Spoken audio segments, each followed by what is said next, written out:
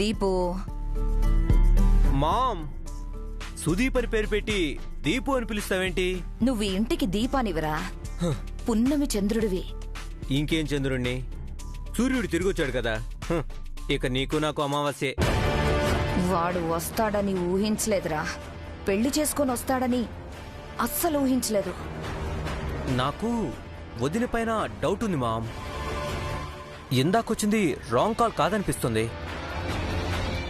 నాకు అదే అనుమానం వచ్చింది దీపు. నీ కూతురు ఫోన్ చేసింది అనగానే తను కంగారు పడింది. ఫోన్ చేసి ఒక్క మాట మాట్లాడలేదు. హర్ష మాట్లాడి మేనేజ్ చేశాడేమో అని అనిపిస్తుంది. అంటే వదినకు కూతురుందన్నమాట. అంటే హర్ష కూతురున్న అమ్మాయిని రెండో పెళ్లి చేసుకున్నాడా, లేక పెళ్లికి ముందే వాడికి కూతురు పుట్టిందా? అసలు వాళ్ళకి పెళ్లి కాలేదేమో. ఏమంటున్నావు దీపు? తాతయ్య వీలునామాలో ఏమని రాశాడు? హర్ష బ్రోకి పెళ్ళయ్యాక ఆస్తిలో సగం వాటా ఇమ్మని కదా. ఇంటి నుంచి వెళ్లిపోయిన హర్ష బ్రో ఆ సగం వాటా కోసమే ఈ పెళ్ళైనట్టు నాటకం ఆడుతున్నాడేమో. కానీ మీ పెద్దమ్మ వాళ్ళని ఇంటికి తీసుకొచ్చిందిరా. పెద్దమ్మ కూడా ఈ ప్లాన్ లో భాగమేమో. అదొక దద్దమ్మ, దానికన్ని తెలివితేటలు లేవు. వదులుకున్నాయి కదా. అవును దీపు, చూస్తుంటే తను చాలా తెలివైందనిపిస్తుంది. ఎంత తెలివైన వాళ్ళైనా ఏదో ఒక చోట తప్పు చేస్తారు మామ్. ఆ తప్పే వాళ్ళని దొరికిపోయేలా చేస్తుంది. ఆ తప్పేంటో తెలిస్తే వాళ్ళని ఇంట్లో నుంచి తరిమేయచ్చు కదా. ఆడుతూ పాడుతూ తరిమేయచ్చు. కానీ సగం ఆస్తి వాళ్లకు పోతుందే. ముసలోడు రాసిన ఆ వీలునామా హర్షకి పెద్ద ఆయుధం కదా. మామ్, పెళ్ళైతే అన్నయ్యకి ఆస్తి వస్తుంది. పెళ్ళైనట్టు నటిస్తే రాదు, పైగా అది ఫ్రాడ్ అవుతుంది. ఈ పాయింట్ చాలదా మన లాయర్ డాడీకి హర్ష బ్రోని చావు దెబ్బ కొట్టడానికి? నిజమే దీపు, కానీ వాళ్ళకి నిజంగా పెళ్ళయ్యుంటే అప్పుడు వదినికి నిజంగానే కూతురుందన్న పాయింట్ మీద ఆలోచిద్దాం. ఆల్రెడీ పెళ్ళైన అమ్మాయిని హర్ష బ్రో పెళ్లి చేసుకున్నాడని తెలిస్తే ఆ మొదటి పెళ్లితో దెబ్బ కొట్టచ్చు. అంటే మనం ఇప్పుడు వాళ్ళకి పెళ్లి కాలేదని ప్రూవ్ చెయ్యాలి, లేదా రెండో పెళ్ళని ప్రూవ్ చెయ్యాలి. అంతేగా? అంతే. వెళ్ళి లాయర్ డాడీతో చెప్పు.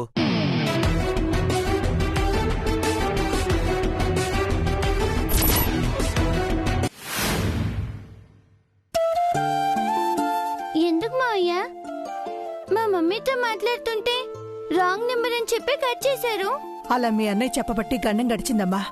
లేదంటే నువ్వు ఇంటికొచ్చిన మొదటి రోజే నిజం బయటపడిపోయి గొడవ అవుతుందేమోనని చాలా భయపడ్డాను. ఒక అబద్ధాన్ని కవర్ చేయడానికి 100 అబద్ధాలు చెప్పాలి. ఇప్పుడు నిజం చెప్తే ఏమవుతుంది? మమ్మీకి ప్రాబ్లం అవుతుందమ్మా. ఇంకెప్పుడు నాతో చెప్పకుండా మమ్మీకి కాల్ చేయకు. బావుందండి. చిన్నపిల్ల ఎన్నాళ్ళని తల్లిని చూడకుండా మాట్లాడకుండా ఉంటుంది? కొన్నాళ్లే కదండి. అత్తయ్య గారి భయంలో కూడా అర్థం ఉంది. పరిస్థితులను చూశాం కదా. మీరు మమ్మల్ని అర్థం చేసుకున్నారండి, కానీ మీ బాధను మేము అర్థం చేసుకోవాలి కదా. తల్లిని బిడ్డను వేరు చేయటం ఎంత పెద్ద తప్పు. తప్పు కాదురా, పాపము, ఘోర పాపము. ఈ పాపానికి మనం నరకానికి పోవటం గ్యారెంటీ. ఆ నరకంలో పడే శిక్ష నేననుభవిస్తానమ్మా. తప్పు నాది కాబట్టి, పాపం నేను చేస్తున్నాను కాబట్టి. లేదత్తయ్య, మీరు ఆలోచించింది కరెక్టే. నేనే మిమ్మల్ని అర్థం చేసుకున్నప్పుడు ఆ దేవుడు అర్థం చేసుకోలేడా? వాళ్లను మనం అర్థం చేసుకున్నాం అభి, కానీ ఆ ఇంటి వాళ్ళు మనల్ని ఎప్పుడు అర్థం చేసుకుంటారు? అప్పటి వరకు తల్లి కోసం ఇక్కడ పిల్ల, పిల్ల కోసం అక్కడ తల్లి బాధపడాల్సిందేనా? ఇప్పటికి మీకు చాలా బాధలున్నాయి. అవి తగ్గించాలని నేను మిమ్మల్ని బయటకు తీసుకొద్దాం అనుకున్నాను, కానీ ఇంకా బాధలు పెడుతున్నాను. కోటీశ్వరులో ఇంట్లో పుట్టి పెరిగిన మిమ్మల్ని చాలా కష్టాల పాలు చేస్తున్నాను. నన్ను క్షమించండి. లేదండి, అత్తయ్యే నాకు ఆదర్శం. నేను కూడా అత్తయ్య గారిలాగా సహనంతో ఓర్పుతో ఉండాలి అనుకుంటున్నాను. అత్తయ్య బాధని పోగొట్టి ఈ ఇంట్లో సంతోషంగా ఉండేలా చేయాలనుకుంటున్నాను. నిజంగా నిన్ను ఆ దేవుడి పంపించాడమ్మా. నేను నీ బిడ్డను నీకు దూరం చేసినా నువ్వు నా కొడుకుని నాకు దగ్గర చేశావు. నా కుటుంబాన్ని దగ్గర చేస్తానంటున్నావు. నీకు చేతులెత్తి దండం పెట్టాలి. అయ్యో అత్తయ్య, ఇవి మమ్మల్ని ఆశీర్వదించాల్సిన చేతులు అత్తయ్య. మీరు ఎప్పుడూ దీవించాలే తప్ప దండం పెట్టకూడదు. దివ్య గారు, మంగకు ఒకసారి ఫోన్ చేయండి.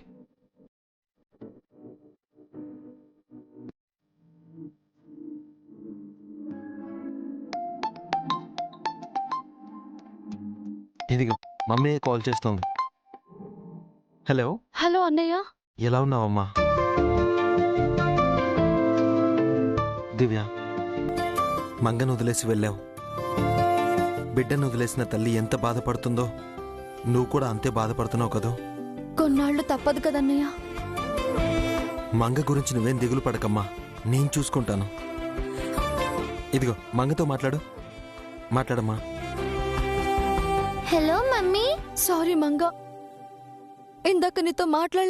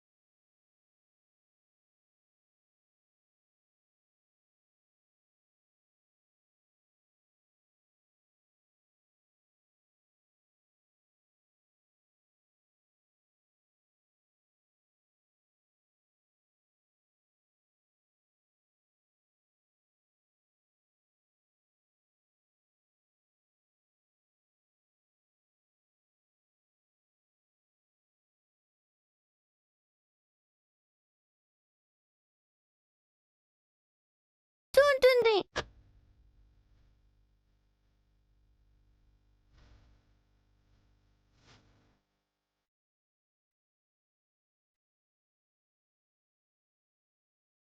అలాగేనమ్మా, నేను చూసుకుంటానుగా. అమ్మతో మాట్లాడు. మంగా, మమ్మీ మనము త్వరలోనే కలుస్తామట. నువ్వేం బాధపడకు. అన్నం తిని నిద్రపో. నా గురించి బెంగ పెట్టుకోకు, సరేనా? నన్ను చూసుకోవడానికి మా అయ్య, అత్తయ్య, తాతయ్య, అమ్మమ్మ అందరూ ఉన్నారు.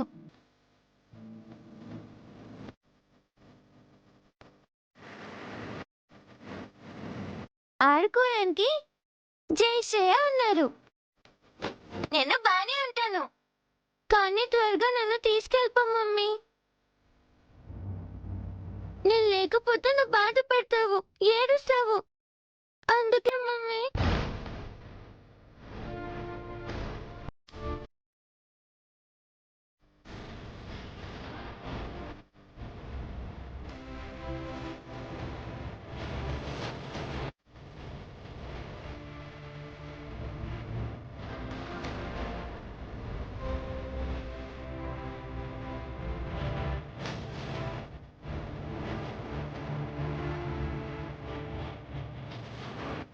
సారీ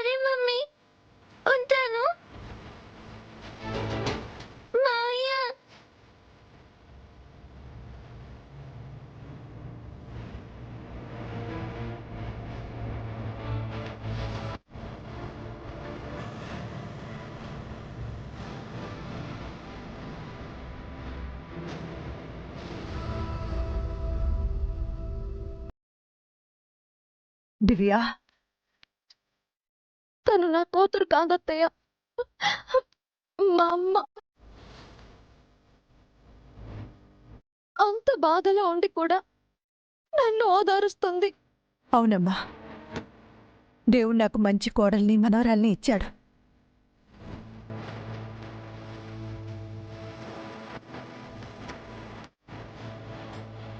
పదమ్మ భోంచేదుగానే. మమ్మీ వెళ్ళినప్పటి నుంచి నువ్వేం తినలేదు. రా.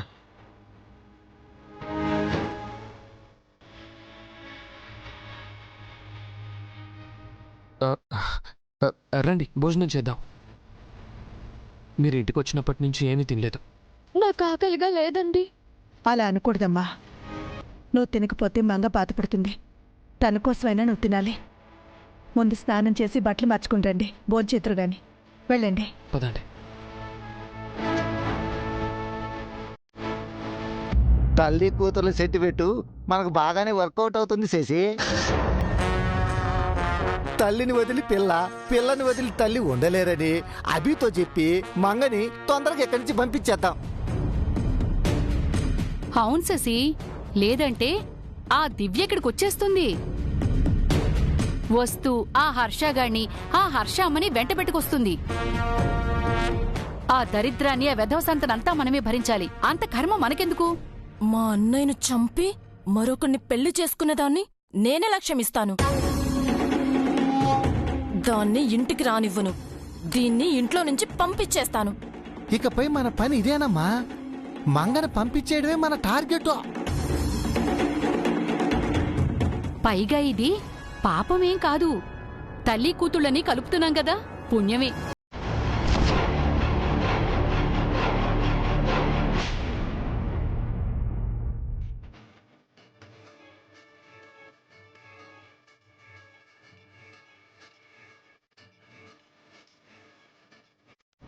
ఏమండి? భోనా, సుదీప్, భోజనానికి రండి.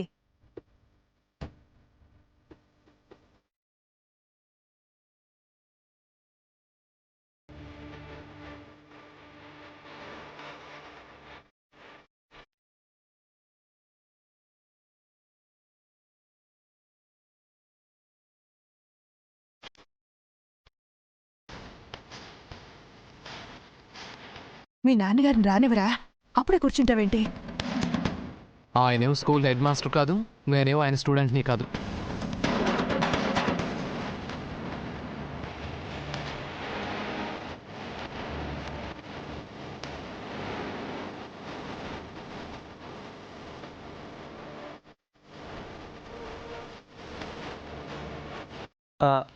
కూర్చోమంటారా డాడీ? కూర్చో సుదీప్. వినయం గౌరవం అంటే ఇది. కూల్ ప్రసాద్.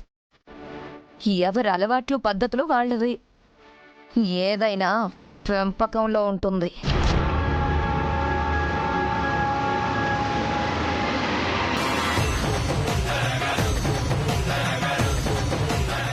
ఈ కొత్త మేడం ఎవరన్నాయా? మీ వదిన సుదీప్, పేరు దివ్య. నమస్కారం వదినే. నమస్తే. సంస్కారం సాంప్రదాయం అంటే ఇది. కూల్ ప్రసాద్. ఏవైనా పుట్టుకతో రావాలి గాని బలవంతంగా అలవాటు చేసుకోలేం కదా. మరి ఇంకా ఆలస్యం ఏంటి? త్వరగా వడ్డించు. అలాగేనండి. కూర్చోమ్మా. మీరు కూర్చోండి అత్తయ్య, నేను వడ్డిస్తాను. నా ముందు తను కూర్చోవటం ఏమిటి? కూల్ ప్రసాద్. తను కొత్తగా వచ్చింది కదా, మన ఇంటి పద్ధతులు, కట్టుబాట్లు, ఆచారాలు తనకి తెలియవు. నేను చెప్తాను కదా.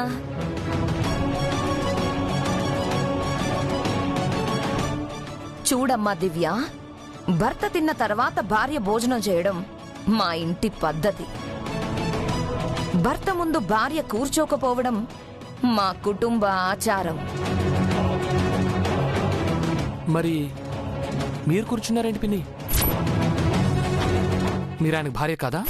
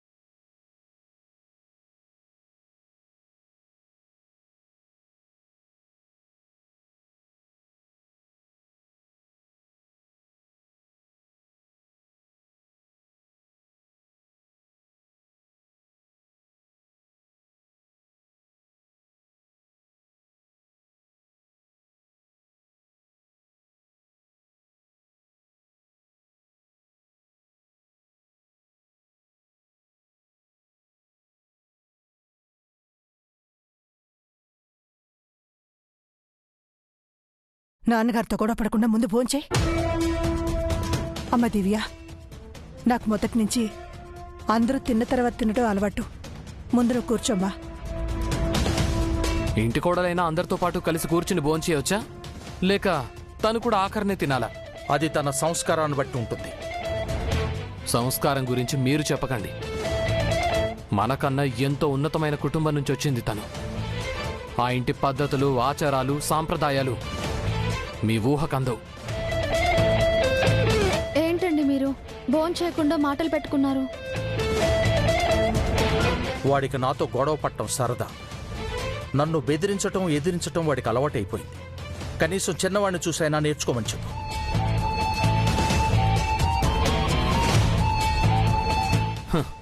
వాడేం నేర్చుకున్నాడో ముందు మీరు చూడండి. హర్ష, ఆపరా. అమ్మ దివ్య, కూర్చోమ్మ, వడ్డిస్తాను. పర్వాలేదత్తయ్య, మనమిద్దరం కలిసి తిందాం. కూర్చో అమ్మా, కొత్త కోడలివి. మొదటి రోజే ఈ ఫార్మాలిటీస్ అవి ఎందుకు? కూర్చోండి దివ్య, మీరు కూడా మాతో కలిసి భోంచేయండి.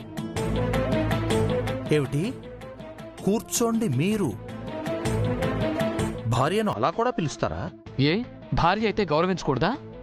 మా అమ్మను మీరు పిలిచినట్టు పిలిచే ఆటవికం, అనాగరికం నేను నేర్చుకోలేదు. నేనేం కూల్ ప్రసాద్, కొత్తగా పెళ్ళయింది కదా, కొన్ని రోజులు ఈ గౌరవాలు ఇచ్చిపుచ్చుకుంటారు.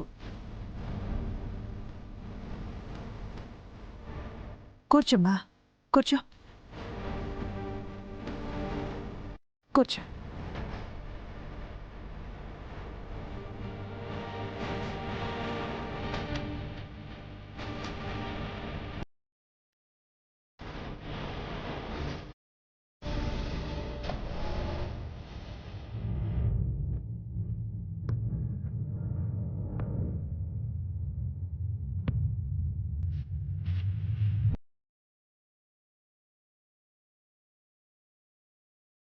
వదినా, స్వీట్ తీసుకోండి. పెద్దమ్మా, వదినకు వడ్డించు, చాలా బాగుంది.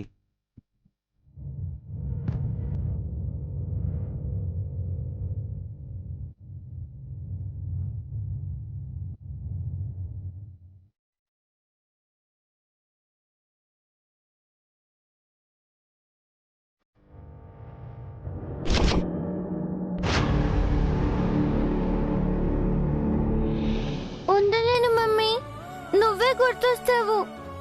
ఏడుపు వస్తుంది, దిగులుగా ఉంటుంది.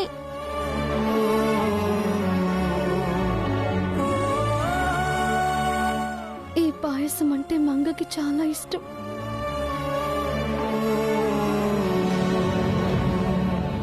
అదేంటమ్మా, ఏమైంది?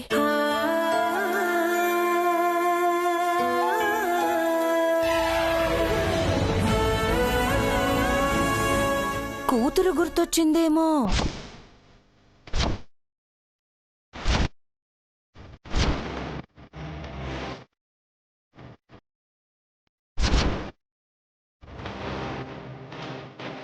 కూతురేమిటి? ఇందాక ఒక పాప కాల్చేసి మమ్మీతో మాట్లాడాలి అనింది కదా డాడీ, తను. ఇంటికి ఎవరెవరో వస్తున్నారు, ఎవరెవరో ఫోన్ చేస్తున్నారు. మంగ భోంచేసిందో లేదో, నా కోసం బాధపడుతుందో ఏమో.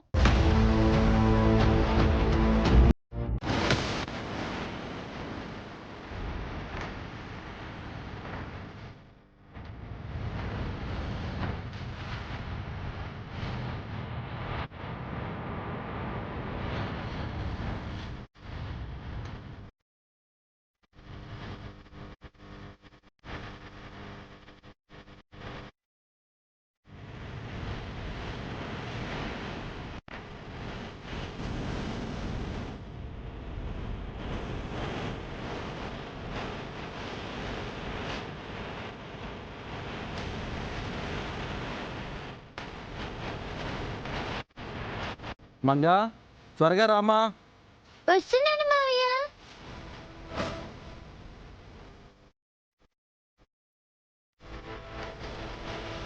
పాపం మంగని చూస్తుంటే చాలా జాలేస్తుందే. మా అంగకేమైందండి? మేనమామ ఇంట్లో హాయిగా ఉంది కదా.